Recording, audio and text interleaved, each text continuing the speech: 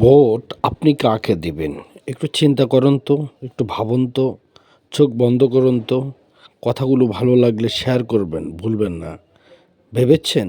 চিন্তা করেছেন? কি ভাবছেন? অতীতের ইতিহাস মনে আছে? মনে রাখবেন।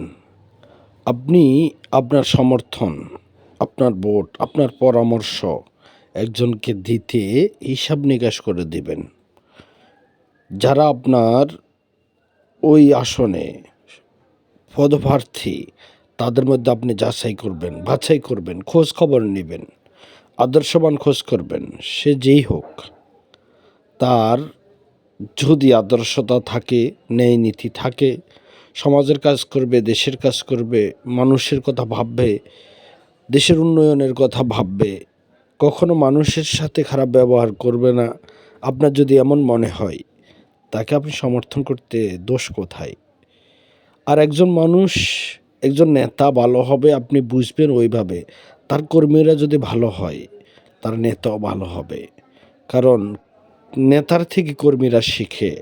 কর্মীরা যদি ভালো ব্যবহার দেয়, ভালো আচরণ করে, আপনার সাথে ভালোবাসার বন্ধনে আবদ্ধ হতে চায়, কখনো রাগ, অভিমান, অহংকার, ক্ষমতার বড়াই দেখায় না, এমন লোকদেরকে বেছে নেবেন। আপনি যদি কারো বিরুদ্ধে আচরণ করেন, আপনার সাথেও সে ভালোবাসা দিয়ে কথা বলে, এমন লোকদেরকে ভালোবাসা দিয়ে কাছে টেনে নেবেন, তাদেরকে সমর্থন করবেন।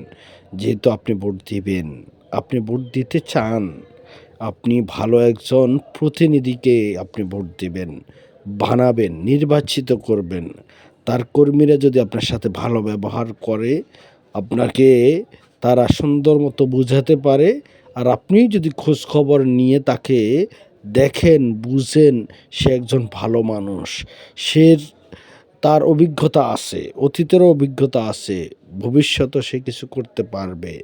একটা দেশ বা একটা জেলা বা একটা থানা বা একটা আসন পরিচালনা করার কথা যারা ভাবে, এটা কিন্তু সহজে সবাই পরিচালনা করতে পারে না। যাদের অভিজ্ঞতা আছে তারা পারবে, তাদেরকে নির্বাচিত করবেন।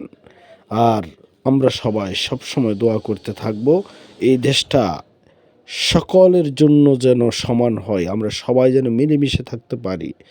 আমরা যে ধর্মের হই না কেন, আমরা সবাই যেন মিলেমিশে কাঁধে কাঁধ মিলিয়ে চলতে পারি, এমন লোকদেরকে বানাবেন যারা অহংকার করবে না, হিংসা করবে না, বাড়াবাড়ি করবে না, দেশের টাকা চুরি করবে না, পাচার করবে না, দুর্নীতি করবে না, এবং লোকদেরকে নির্বাচিত করার চেষ্টা করবেন। হয়তো আপনি ভাববেন যে এমন লোক পাওয়া মুশকিল, এমন লোক পাওয়া মুশকিল।